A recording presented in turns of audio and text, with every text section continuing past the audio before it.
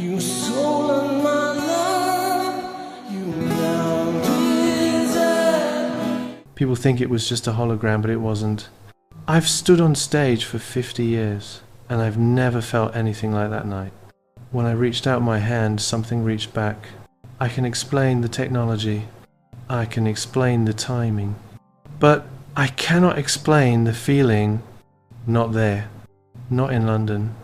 Not with Freddie. June 2022, London's O2 Arena. 20,000 people watched Brian May perform Love of My Life.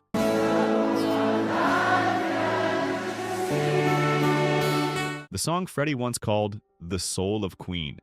But what happened during those final seconds? What happened when past and present touched is something Brian had kept to himself. Until now. By the time Queen plus Adam Lambert reached London's O2 Arena in June 2022, the Rhapsody Tour was already a polished machine. The lights, the screens, the set list, everything had been tuned to perfection. But there was one part of the show that never felt like just another segment. Love of My Life. For the crew, it was a cue on the timeline. For Brian May, it was a wound that never fully closed. In the early planning meetings, the idea came from the production team. What if during Love of My Life, Freddie appears on the screen and sings with you? A virtual duet. Old footage, new staging. To everyone else, it sounded perfect. Emotional, viral. A gift to the fans. Brian didn't answer immediately. He stared at the mock-up on the monitor. Freddie, young and bright, from the old stadium days. The idea of standing beneath that enormous screen, alone with his acoustic guitar while Freddie's face towered above him, felt less like a tribute and more like reopening a door he had spent decades learning how to live behind. He finally shook his head. "Not yet," he said quietly. Because the truth was simple. He wasn't sure he could survive it. Not in London. Not with that song. Not with Freddie looking back at him. The O2 Arena, when it's empty, doesn't feel like a concert venue. It feels like a cathedral. Silent. Vast. Echoes hanging in the air like ghosts waiting to wake up. Brian May walked onto the stage alone for the first technical test of the Love of My Life sequence. No crowd, no adrenaline, no lights, just the hum of machines and the quiet tapping of engineers checking cables. He carried his acoustic guitar like a memory he wasn't ready to touch. "All right, Brian," someone called from the sound desk. "We're gonna run the projection now. Just look toward the screen so we can lock timing." He nodded. The screen flickered. Grain. White static. Then, Freddie. Not a cartoon. Not a hologram, not an actor. But Freddie, exactly as he looked in the late 70s. Alive, bright-eyed, playful, breathing, smiling, singing. For a moment, it didn't feel like a tribute. It felt like a visitation. Brian stopped playing after the first chord. His fingers froze on the strings, his breath tightened. A technician rushed toward him. "Do you want to stop?" But Brian didn't answer. He just stared at the screen, watching Freddie move. The tilt of the head, the raised eyebrow, the softness at the end of the phrase. All those little details only someone who loved him would notice. The engineer spoke again. "Dr. May, should we cut the projection?" Still, he said nothing. Then finally, with a voice that sounded smaller than the arena around him, Brian whispered, "Again, please." They ran it once more. This time he played through the entire sequence. But when Freddie lifted his hand toward him in the scripted projection moment, Brian couldn't lift his own. It was too real, too close, too much. He stepped back from the mic, eyes glassy, and shook his head. "We'll need to adjust the timing," he said. But everyone in the room understood. It wasn't the timing that needed adjusting. It was Brian's heart. Love of My Life was never meant to be an anthem. It wasn't written for stadiums or for millions of strangers singing in perfect unison. It wasn't crafted to be a Queen classic. It was born as something fragile, a private confession disguised as a melody. Brian knows this better than anyone. He remembers the first time Freddie played the earliest chords in a small, dimly lit room. Freddie wasn't in performance mode. No posturing, no theatrics, no bravado. Just quiet concentration, humming through lines that weren't meant for the world yet. It wasn't a song about fame, or the stage, or even the band. It was about one person, Mary Austin, and the kind of love that doesn't disappear even when everything else does.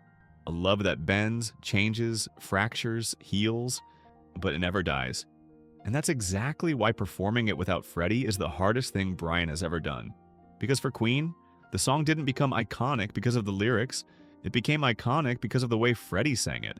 Soft, tender, almost shy at times, as if he were letting the audience borrow something that wasn't theirs.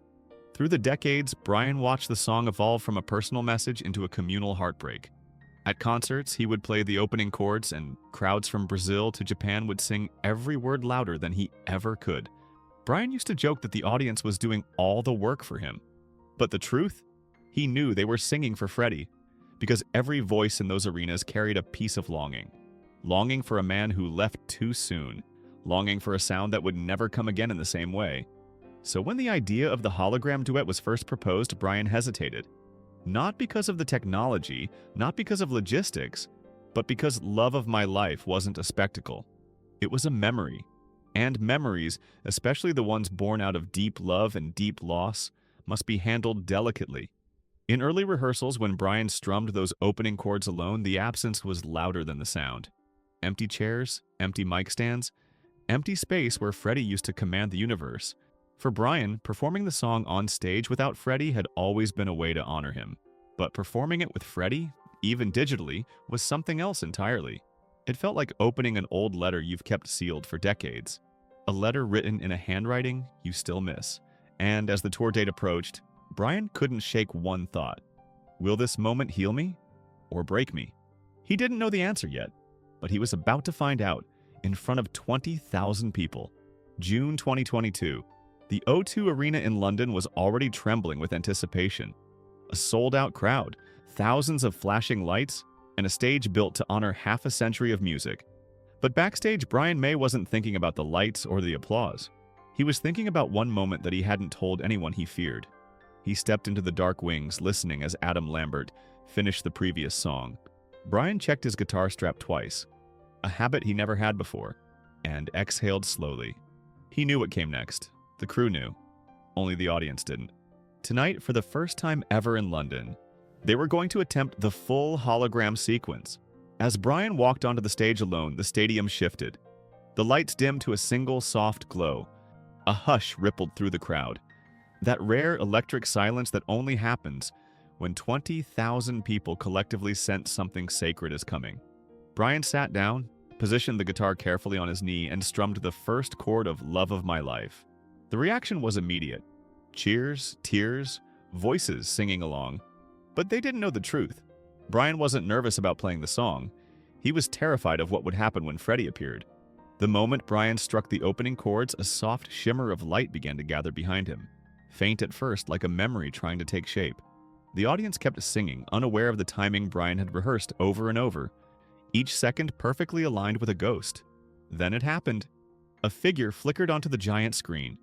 A familiar silhouette, shoulders squared, microphone tilted just so.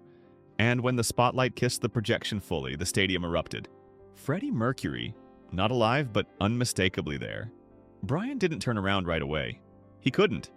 He kept his eyes on the guitar, fingers trembling just enough that only he could feel it. The crowd was roaring, sobbing, screaming Freddie's name. But Brian heard none of it. All he heard was Freddie's voice, restored, resonant, soaring above 20,000 hearts at once. Finally, Brian looked up, and for a split second, something inside him collapsed and rebuilt itself. There was Freddie, smiling the same soft smile he used to give Brian across studio rooms, across decades, across loss. The hologram lifted its hand. Brian felt the air leave his lungs. This was the moment he had been dreading and longing for. Brian had rehearsed this moment 100 times. He knew exactly when the image of Freddie would turn, when the lighting would shift, when the projection would reach out its hand. Technically, it was predictable. Emotionally, it was impossible. As Freddie's hologram extended its arm, Brian felt something he hadn't expected. Not fear, not sadness, but hesitation. The kind a person feels when they aren't sure if a memory will embrace them back or break them. The crowd fell into a strange collective silence, as if the entire arena was holding its breath. Brian stepped forward slowly, almost unwillingly. His hand lifted, first an inch, then another, trembling in the spotlight. He wasn't acting. He wasn't performing, he was remembering. Freddie's projected fingers hovered inches above his own. Brian's eyes blurred. His breath shook. And when his hand finally touched the hologram, the illusion didn't feel digital at all. It felt like everything Freddie had ever been to him. A bandmate, a brother, a storm, a sun. The stadium erupted into sobs and applause, but Brian didn't hear it. For that one impossible second, it felt like Freddie had reached back, and Brian broke. When the final note of Love of My Life faded into the rafters, Brian lowered his guitar, but he didn't move. The roar of the crowd echoed through the O2 arena, yet to him it felt distant, like he was underwater, suspended between past and present. Freddie's hologram remained on the screen for just a heartbeat longer, long enough for Brian to stare into those recreated eyes, too bright, too alive, and feel the sting of what would never return. Then, with a soft dissolve, Freddie vanished. And that was the moment everything inside Brian cracked. His shoulders dipped, his jaw clenched. A tremor hit him so quietly the cameras almost missed it. Almost? But the audience didn't. In the crowd, grown adults covered their mouths. Some cried openly, others held their phones down, unable to film what suddenly felt too personal, because they all understood it at once. The performance was a tribute. The projection was a gift, but the grief was real. Brian wiped his face quickly, a gesture he tried to disguise as adjusting his microphone. But the tears betrayed him. The music had stopped, but his mourning hadn't. For years, Brian avoided talking too deeply about the rawest part of losing Freddie, the guilt. Not guilt for anything he did, but for everything he couldn't do. He often said he felt Freddie's decline like a slow eclipse, watching the brightest star he knew dim day by day, powerless to stop it. So when the Rhapsody tour reached London, Brian carried more than a guitar on stage. He carried decades of unfinished conversations. Performing Love of My Life had always been a ritual, a tender piece of their shared history. But this night was different. This night was intentional. Brian had personally chosen the visual tribute, approved every frame, adjusted every lighting cue. Not for the audience, for himself, because there were things he needed to say, not out loud, but through the strings of his guitar. Things like, "I miss you, I'm still here, and I'm still trying." When Freddie appeared on the screen, it wasn't nostalgia. It was Brian's way of reaching across time to a friend he lost and a chapter he never truly closed. He didn't do the duet to remember Freddie. He did it to speak to him. What happened next wasn't in the script, not in the lighting cues, not in the rehearsals, not in the tour planning. The plan was simple. Freddie's hologram fades, Brian finishes the song, the stage lights warm up, and the show transitions into the next number. Clean, professional, controlled. But that isn't what happened. The moment Freddie disappeared, a sound rose from the crowd. Not a cheer, not applause, but something deeper. A wave of raw, collective emotion. People cried openly, clinging to each other, shaking their heads in disbelief as if they'd just seen a ghost. Because in a way, they had. Even Adam Lambert, waiting off stage, froze in place. Technicians in the wings stopped working. Security guards lowered their arms. It was as if the entire arena had forgotten how to breathe. And then, unexpectedly, the audience began singing on their own. Softly at first, then louder, filling the silence Brian couldn't. "Love of my life, don't leave me." Brian stepped back, stunned. He had expected emotion. He had expected nostalgia. He had not expected this. 20,000 people breaking open at once, singing not to him but to Freddie. It wasn't a tribute anymore. It was communion. Brian stood there, bathed in the glow of the O2 arena, as 20,000 voices carried the song back to him. It felt almost impossible. A farewell happening decades too late, delivered by strangers who somehow understood everything he'd been holding in. When the crowd finally quieted, Brian lifted his head. His eyes were still wet, but something inside them had changed. The heaviness was still there, but the loneliness wasn't. Because in that moment, he realized something profound. He had never been grieving Freddie alone. Every person in that arena had loved him too, in their own way, in their own lifetime. And by singing those lines back, they weren't just comforting Brian, they were helping him let go of the part of grief that had kept him frozen for years. The next chord he played felt different, lighter, freer.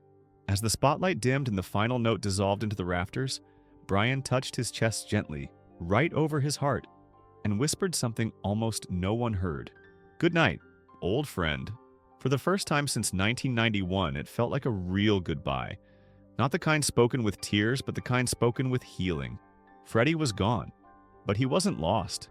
Not anymore.